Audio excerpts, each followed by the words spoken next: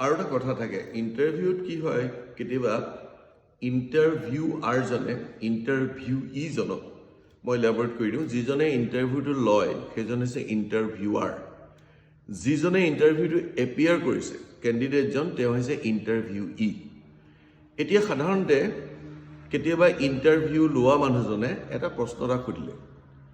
এতিয়া আমি সব কথাৰটো উত্তৰ জানিব লাগিব বুলি কথা নাই আমি বহুত কথা জানিব পাৰোঁ আৰু কিছুমান কথা আমি নাজানিব পাৰোঁ যেতিয়া আমাৰ প্ৰশ্ন এটা আহিলে যিটো প্ৰশ্ন আমি উত্তৰ নাজানো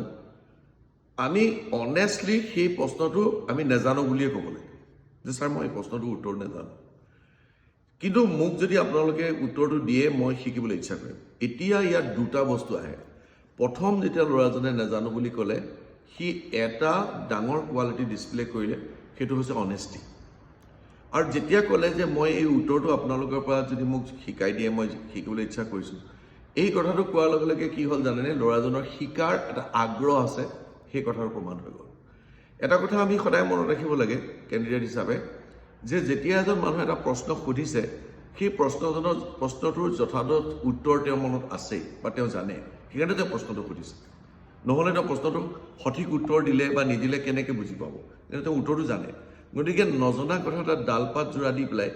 কৰিবলৈ গ'লে কি হয় আমি এটা মানুহজনৰ যে কোৱালিটিটো ভাল নহয় সেই কথাটোহে প্ৰমাণ কৰিলোঁ সেইকাৰণে মই কৈছোঁ যে অনেষ্টলি কৈ দিব লাগে মই আনচাৰটো নাজানো কিন্তু মই শিকিব ইচ্ছা কৰিছোঁ এইটো নাজানো বুলি কোৱাটো এটা কিন্তু ৰাইট আনচাৰ কেলৈ আমি তাত নিজৰ কোৱালিটি এক্সপ্ৰেছ কৰি আছোঁ ইণ্টাৰভিউ